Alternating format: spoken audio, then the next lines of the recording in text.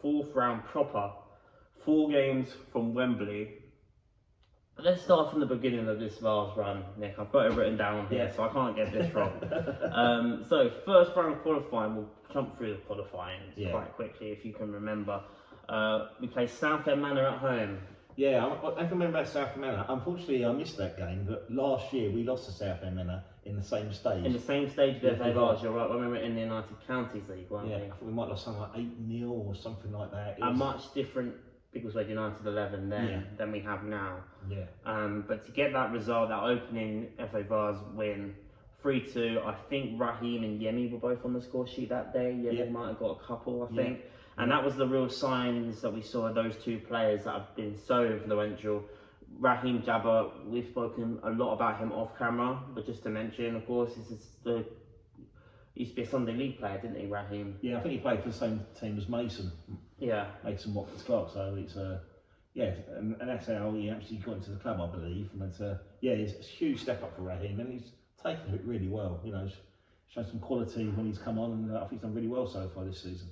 And one thing I want to say about our FA Vars run is that Biggleswade United currently, I don't know if you know this, Nick, have won 13 matches on the bounce here, the Keith Hospice-Care Stadium. Their first 2 home matches, they drew to Cockfosters, I think it was Cockfosters, I could be wrong there.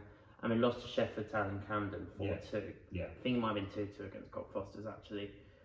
We've won the rest, but what has been quite iconic for us is that 5 of those 13 matches have been in the FA Vars. Every single draw we've had from the qualifiers all the way up to now, including the match next week, have been home games. How crucial do you think that's been in this run, Nick? I think it's been huge. You know, I think any team wants to have that home advantage and make their home ground a fortress. And we're showing it this season. You know, teams don't want to come in. You know, we keep winning. You know, make it difficult for teams that come here. Just keep it going. I think that's really important. And I think that's been one of the keys for our success so far this season in the cups. Definitely. And going forward to the second round qualifying, a convincing 3-0 win against what we thought would be a difficult White Ensign team that day, and we were brilliant from start to finish. Wasn't that a Taylor Riney hat-trick that day? It might have been. I might have to check up on that, but we just assumed it was. I could get my notes up, but I'll take your word for it on that one. But then we get to the proper rounds, and that's no disrespect to the qualifying rounds, but when you get to the proper rounds, you know, okay, this is the start of a potential cup run. And we played Redbridge at home, the first round proper of the FA Vars, and again a convincing 2-0 victory. And I think the goals came quite close to each other. And it was a very tough game. It was a tough game. I think Redbridge at top of the Essex League, or near the top at the time. We were worried about that game. We thought, okay, tough team. Yeah. Went out of that game winning 2-0. We then got to the second round proper of the FA Vars, if you are following us here. London Lions, another tough game that we thought would be a real big test, didn't we? Yeah, absolutely. And I think I remember right. I think Yemi got a hat-trick that day. I think it was Yemi. I think that was Yemi's hat-trick. Yeah, it was. You're right. Yeah. And Yemi was looking for goals, and he was having a little bit of a power patch here and there. Was getting frustrated, but Taylor was making all the headlines at the time, getting hat-tricks, getting goals, and this felt like it was Yemi's moment and Yemi's day, and he deserved it, didn't he, for all his hard work so absolutely, far this season. You know, the work he's put in, he definitely deserved that big day that day. I think I remember right. I think that's the furthest Biggleswade United have ever got in the FA Vars was that second round. So it was, yeah. So anything else going on that's setting new records for the club. That was a history-making day, and we thought, okay, so anything from here is, in terms of the FA Vars, is a huge achievement for the history of this football club. Yeah. Then we played Lakenheath at home last month, and I remember saying to you, if we're going to get far in this competition, I said it on the day. I don't know if you remember, up in the gantry, and you were talking to me. Below me, as you're setting up just before the game, having nice to have a little catch up here and there. And I said, if we're gonna, I don't want to say win it or maybe go far in the FA Vars, you feel you've got to have one game that you win on penalties. Oh yeah, definitely. I said it that day. I didn't think it would happen on the day, but against Lakenheath, a tough Lakenheath side, that was a real battle out there. It was. We drew 1-1 after 90 minutes. Yeah. I'm trying to remember who scored. I think it might have been a Taylor penalty. No, it's Connor Inskip. It was Connor Inskip. It was spot on, Nick. Yeah, I remember. I think it was a very tough game. It could have gone either way. I think the second half, I think Lake and Heath started getting more momentum, you know, got some confidence, and they scored a goal about 10 minutes into the second half, and then it was a bit of a struggle trying to break them down. And then I remember rightly, I think Jaheim Flemings actually was one of the comers. Yes, you're right, it was Jaheim. We were 1-0 down, weren't we? Yeah, and he ran through, and he just got to the ball before the goalkeeper, and there was a bit of the ball was bouncing around a bit. Connor Inset come in and sort of looped it, and it sort of slowly went towards the goal. And from where I was, it looked like it crossed the line. The defender, I think, maybe thought he got it on time. You know, people weren't too sure, but the linesman was in a perfect position, gave the goal. Yeah, it was, and it was very late in the game. I remember that well. Yeah, and we get the equaliser. The place is bouncing at this point. Yeah. We get a penalty shootout, and now this is important because 10 days, maybe 2 weeks beforehand, we already previously mentioned the Leighton Town penalty win. I think that put us in good stead for that shootout, didn't it, Nick? We already had the experience of winning the shootout not too long beforehand. You know the team might be a bit confident, we're at home, we got home advantage.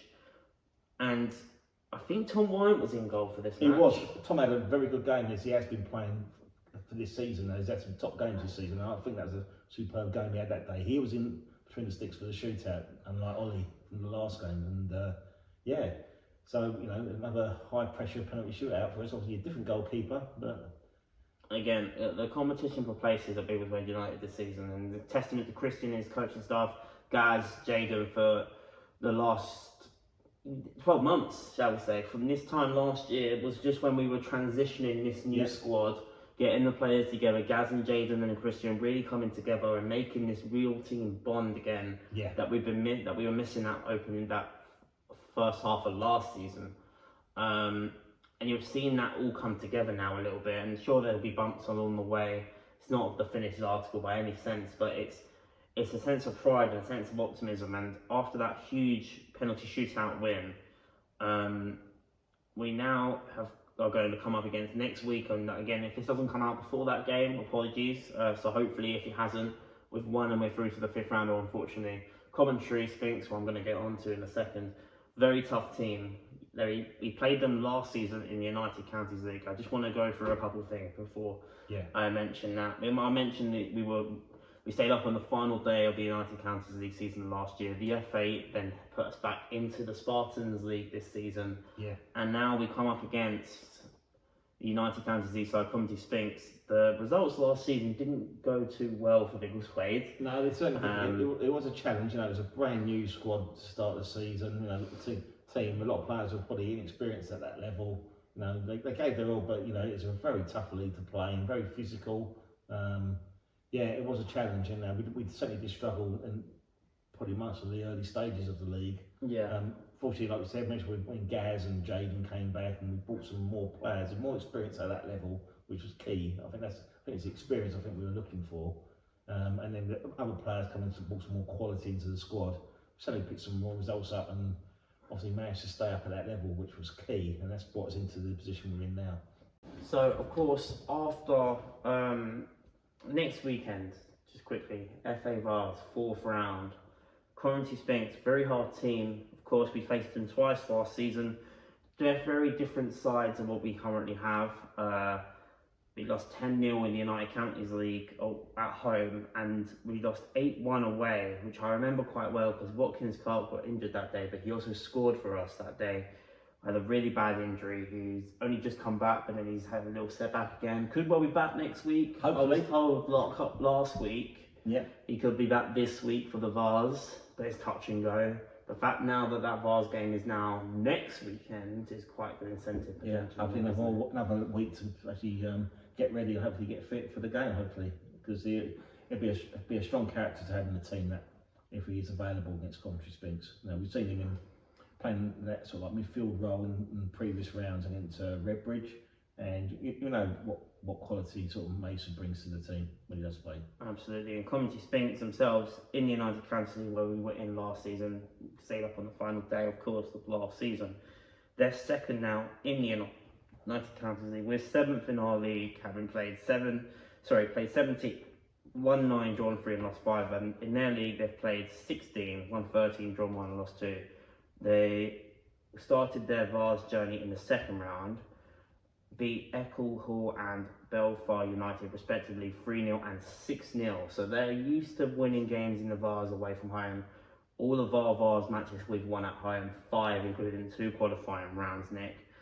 So they're not afraid to win matches away from home. They've won their last 8 matches in a row in all competitions. But Biggleswade United have won 13 matches at home in all competitions. It of course includes the 5 FA Vars games. Yeah. How crucial do you think having this draw at home will be for Biggleswade United next It's week? really important, you know, it's having at home, we can hopefully get a good crowd in that day, you know, the local community. Hopefully we do get plenty of supporters for that game, you know, and if you follow maybe some of the other local teams in the area, but you're free to come along next Saturday, get along, you know, we need all the support we can get. I remember rightly, Coventry Spinks have got a big following. Last season when we played them in the league, they had quite a lot of supporters here as well, so if we can match that support, we can get, you know, get more support for ourselves that day. Being the 12th man, roaring the team on, be vital. Absolutely. So make sure next Saturday, 21st of January, I believe it is. Make sure you come. You bring your partners. You bring your mum. You bring your dad. You bring your pets, or if you can actually. Bring your neighbours, you know. Your neighbours, anybody, because we need all your support, and it's going to be a huge game for the football club. We've only ever got to the second round proper before this weekend. Before this season. Yeah. We're now in the 4th round proper. 4 games from Wembley. It's going to be a tough game, but Nick, I want to quickly mention, to win this competition or to go far, or even get a chance going to Wembley, you're going to come across very tough teams, and we've come across tough teams and we've gotten over the line so far. But this would be a huge statement if we can get this result, Nick, wouldn't it? And a huge moment for the football club. But be massive. We've all been through so much over the last 12 to 18 months with the pandemic, or even longer than that with the pandemic. Whether moving into United Counties League, going back into the Spartans, staying up the last season on the final day, and to get one over one of the old United Counties League teams as well, just to quickly mention, we'll have a bit of a sweet feeling to it, wouldn't it? It certainly will, you know, we've played some top teams in that United Counties League and faced some great challenges, and we've done so well to manage to actually stay up at that tier 5 level. Yeah, it'd be really a great achievement if we do beat a team from that league. Obviously getting into the next round, I think I've heard you mention before, it turns from like a regionalised competition to like a national competition. Yes. So, you know, we could have a possible glamour tie jersey, I think you mentioned, or, you know, we could be going a long away trip further north. Obviously, we'd like to have as many home games as we can. Absolutely, yeah. It's sort of like 2 sides I see it, you know.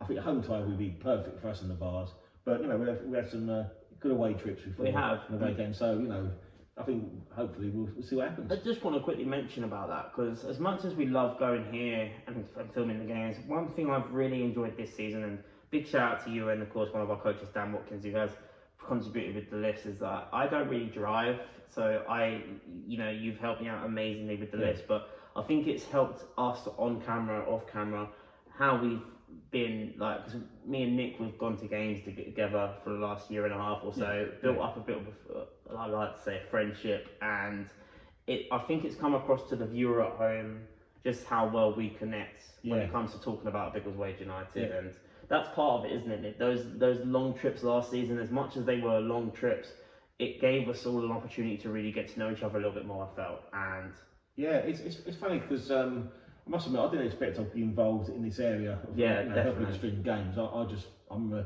giving you a list of the games, and I just thought I'll give you a hand to do some camera work while you're doing the commentary. And then I think that the game that I thought straight away, this is quite good fun, because I just see it like 2 blokes having a chat watching the game.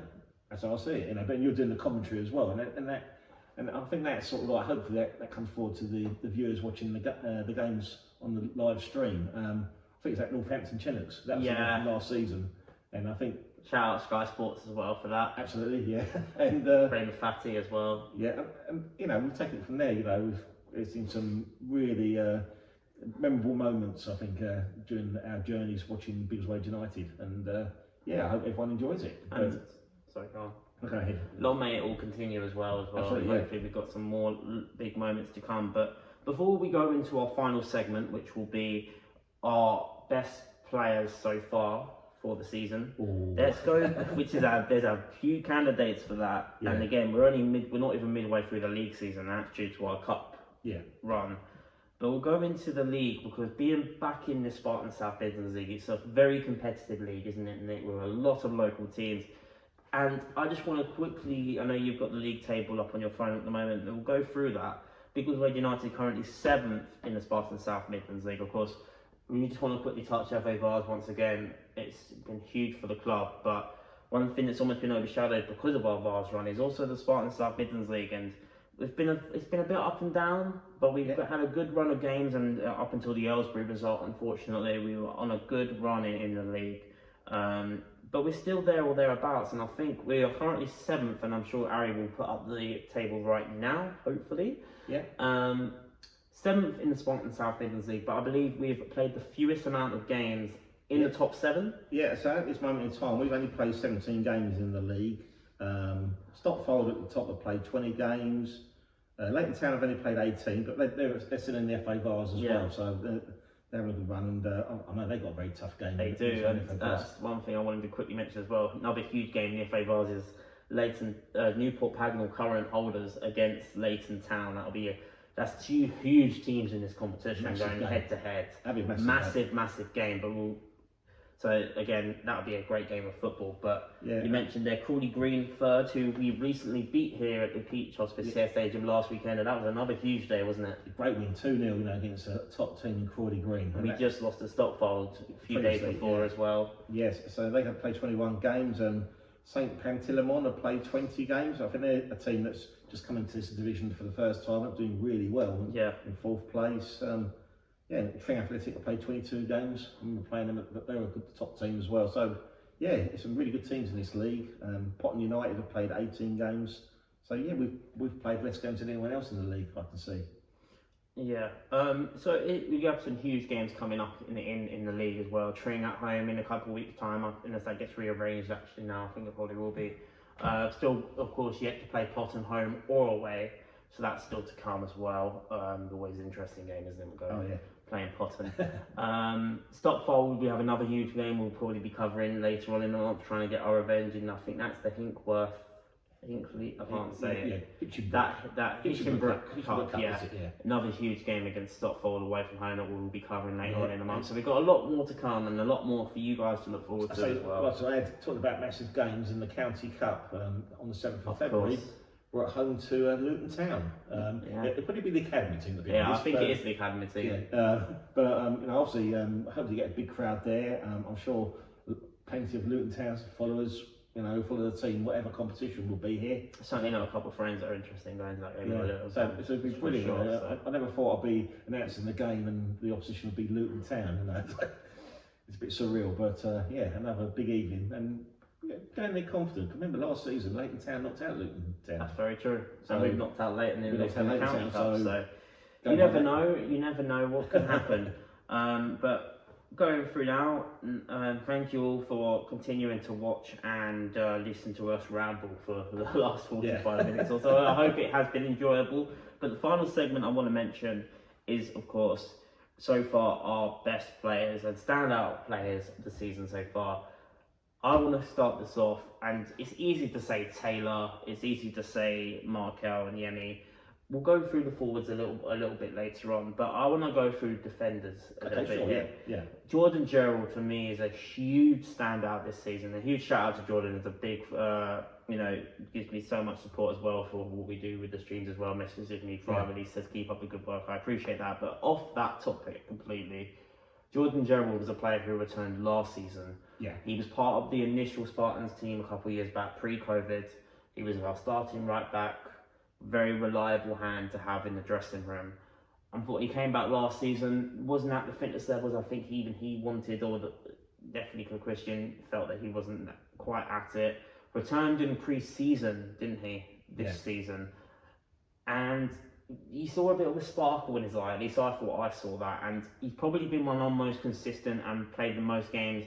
Before Jordan Wright came back, he was our most consistent centre-half playing week in, week out, for sure. And he still gets in the team now, even alongside Jordan Wright, and they have such a good friendship as well, on and off the pitch, know each other so well. But how impressed have you been with JJ this season, Nick? amazingly impressed. You know, it's been some comeback story for JJ. Certainly has. Yeah, you know, you see the backstory how he's come out of football and then came encouraged to come back into it. You know, like I say, he's found his enthusiasm and enjoyment of the game. He's got an amazing left foot, as we know. Yes, you know, we talk about it all the time. And I always remember well our first team sponsor, Winchmore Brickworks, our sponsor who comes to watch the games. He actually mentioned that Jordan Gerrard's actually his favourite player. Favourite player, yeah, I do remember this. Yeah, he said it reminds him of Roberto Carlos. I think JJ would take that. He definitely would. He definitely would. I'll tell you what about JJ scores a Roberto Carlos style goal next week? That'd be nice. That would be amazing. So yeah, if you are watching this JJ before that Vars game, just keep that in mind. Yeah, Roberto Carlos. Yeah. Make sure those boots are ready for next Saturday. But who would you? Any other candidates you'd like to mention? Actually, we're talking about defence. I think two players I'd like to mention as well. Actually, both would normally play in the same position of right back. Firstly, Cade Stevens-Abbey. Yeah. You know, every time he plays, never lets us down. He's actually moved into central defence lots of games as well. So, a very versatile player, lots of quality, and he's put in some great performances this season. And the other one is Milo Keane, absolutely. What's a player? I would call Mr. Consistent this season. I don't remember him having a poor game. He has been so consistent. He's got such energy, you know, runs up and down that wing. He's an attacking threat as well. He always gets back and covers, and he's got everything. And you know, and to be honest, I think if you had a Player of the Year nomination, he's got to be in the running. Absolutely, superb. We're trying not to mention the entire 11, but it has been quite difficult not to. The way we have been playing this season. You mentioned Milo Keane and Cade. You mentioned both of them there. And Cade, for a long time, we thought was our starting right back. No one can take that spot off him. He's been fantastic for Biggleswade United. Absolutely, yeah. He picks up an injury. Milo steps into that position, who we know in the past. We should also mention, actually, pre-season, Milo Keane was playing at right wing. He was. He wasn't a fullback again, and he's played fullback in the past under Christian. He's done a great job there. But Christian had him as one of his forward players going into the start of the season. I don't know if he would confirm that to us now, but it certainly looks like on paper, with the starting 11s, and the way Milo was setting up at the beginning of the season with Cade at right back, that Milo was the right winger at the club. And with this opportunity of Cade getting injured, which we don't like to see in football, but sometimes it can create opportunity and competition for places. Milo stepped in at fullback and he never looked back, did he, Nick? No, not at all. Absolutely outstanding. He's contributed going forward. I remember the goal he scored. I believe we drew the game against Sheffield Town and Camden away from home, didn't we? And he scored in that game. And I think he got the man of the match, or player of the match that day as well. He had a really good game that day, and that's another game we haven't spoke about, because there's two quality goals actually from both from defenders. I want to mention the other fullback who would be one of my other candidates now, Cameron Hyde this season, Nick. I want to say we're going to have a bit of bias because we follow and support this team week in, week out, on there about.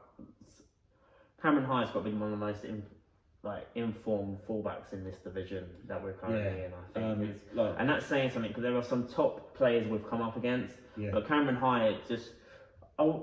before we go through his defensive attributes, I want to go through this corner routine we've seen from the opening game.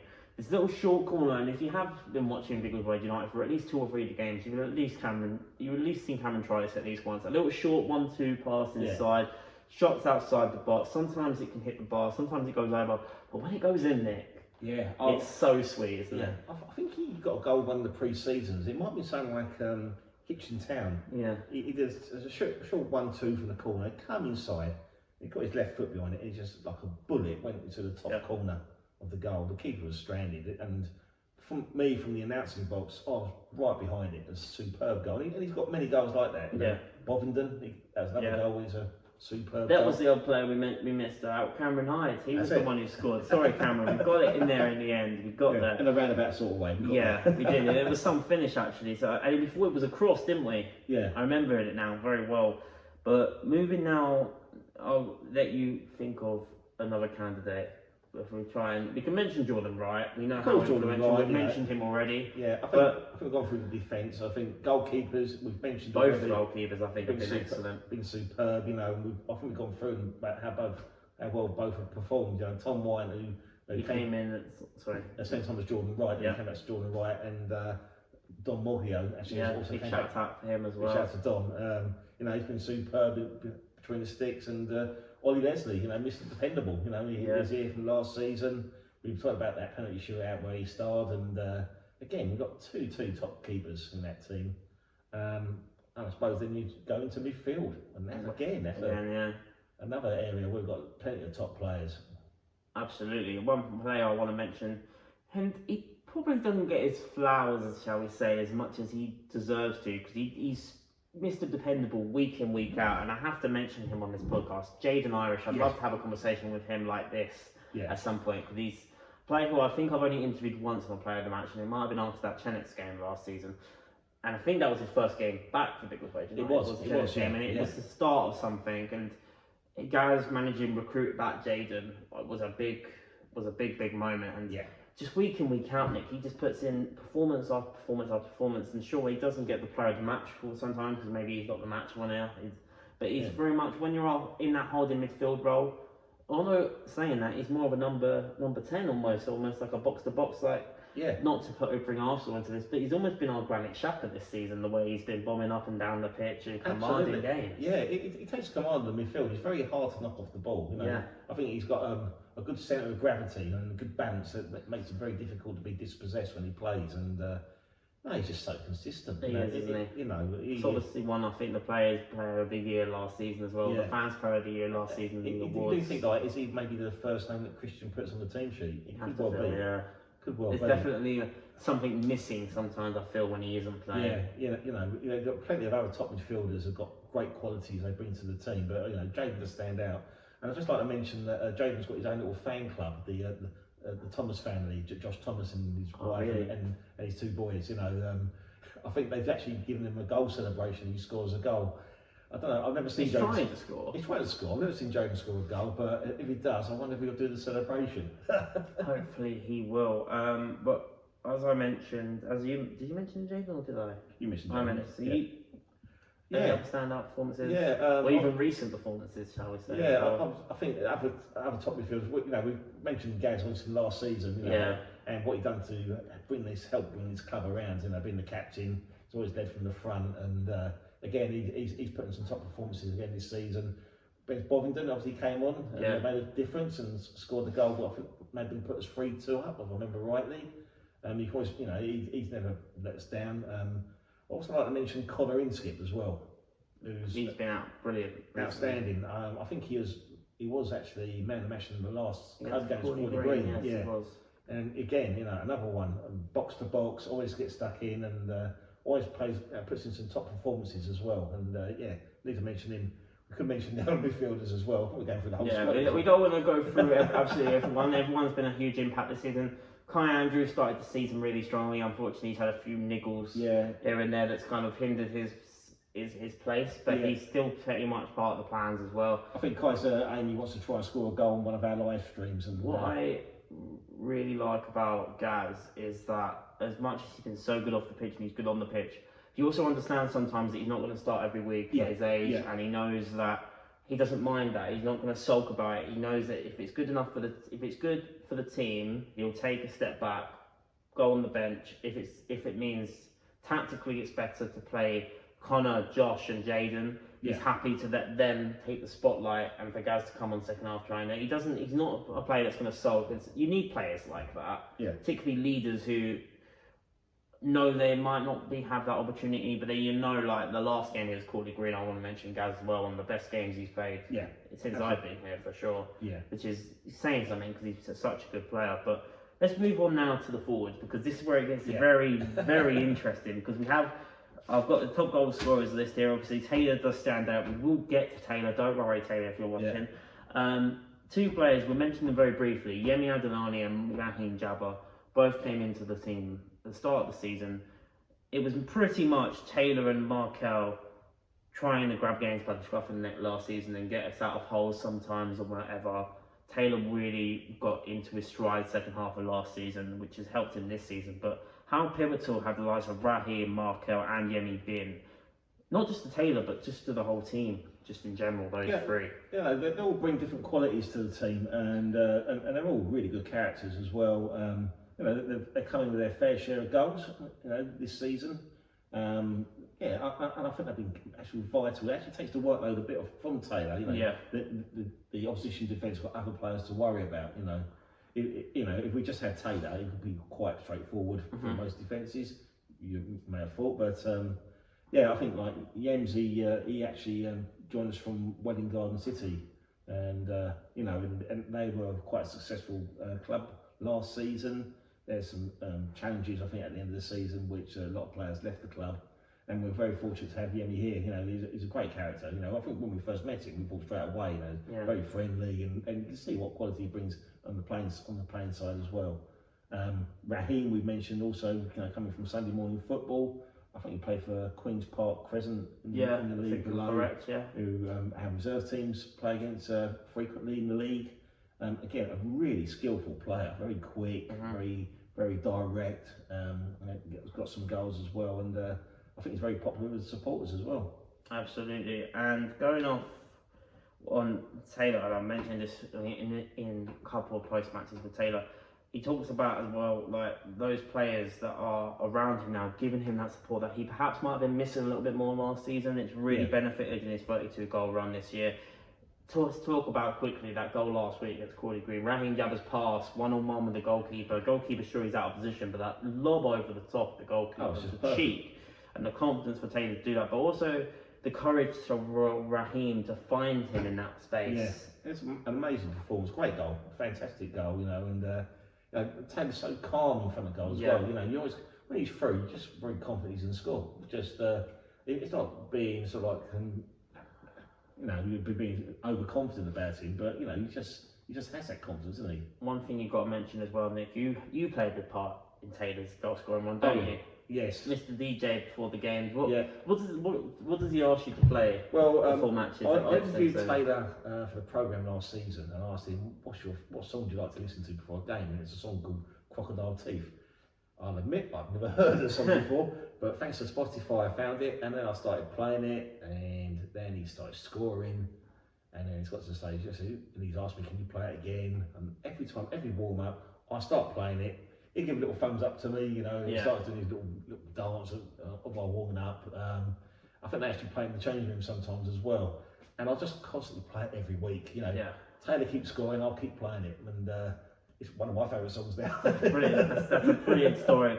But just to wrap it up, look, I don't think it's fair for us to stand out one player. We've mentioned almost an entire 11 of players. I think we can mention as well. And Markel has been excellent as well, Mr. Consistent, even tracking back much more, which I'm sure Christian would have asked him to do more of. And we've only really seen a small bit of him, but I just want to quickly mention, of course, we can only really mention him from one game. We recently signed a player from Aussie who we played against in the opening game, Jesus Mendoza. He's only played half an hour, but he seems like another player, Nick, that could give this team a new dimension. Absolutely, yeah. I remember right, he played for Aussie Town at the start of the season. Yeah, that's what I was just saying. I remember Mel. Yeah, and again, another quality player. I think we mentioned Josh, haven't we already? So, it's you know, and I think that's probably a good sign for the team. You know, it's so hard to pick an outstanding player like a player of the season because everyone's performed so well. Everyone's performing so well, and hope everyone's enjoyed the journey so far. We've got, again, just before we go, huge game next Saturday. If this doesn't go out beforehand, I just want to promote it. Heat Hospice Care Stadium next Saturday, 3 o'clock. Biggleswade United against Coventry Spence, 4th round proper DFA Vase. We want as many people there as possible to support the lads. And we also want to give a huge shout out, like we do every single commentary and also now on the podcast, to our sponsors, because we lost a huge partner in top 11 last year, and some local sponsors have come through and have been amazing for us this season. We want to give a huge shout out first of all to Winchmore Brickwork for being our men's senior team sponsor. Yeah, and also Flawless Landscapes, who actually sponsor our reserve team. You know, big thanks to them as well. And VO who've done amazing work for us with the camera work and everything else. Big thank you to them for sponsoring both of our women's sides, the Reds and the Blues, who are progressing really well in their leagues respectively. And also J&B Jambi Motorsports, I'll get that right eventually, who actually sponsor the Vets team, who I'm a strong interest in. I'm the actual manager of the Vets, and big thanks to them as well. We will definitely have a chat down the line, Nick, about your Vets journey so far. Still very early on, isn't it, in your journey? But it's got a game next week, but it's very early days, but we're doing okay. And I'd also like to thank, we've mentioned Flawless Landscapes already, but a huge thank you to Recycling Lives for being one of our general sponsors, and of course as well to Keach Hospice Care, this place formerly known as Second Meadow, now the Keach Hospice Care Stadium. We want to thank the Keach Hospice Care so much for all of the sponsorship and the fact that they've sponsored the ground as well. And also, if you would, again, huge game next Saturday, make sure you're here. Coventry Spinks at home, Biggleswade United against Coventry Spinks, Saturday 21st January, 3 o'clock. Hope to see you all there. Thank you all so much for tuning in. Nick, thank you for joining me. It's been a pleasure. Thanks, Ryan. Thanks for having us. We'll speak to you all very soon. We'll see you hopefully next Saturday for the huge game. Thank you all for tuning in. Make sure you stay subscribed to Biggleswade United's YouTube channel. Follow us on Twitter at Biggleswade UTD on Twitter, and we hope to see you next Saturday for the big game. Thank you. Stay subscribed, and we will see you for the next one. Thank you for listening. Thank you.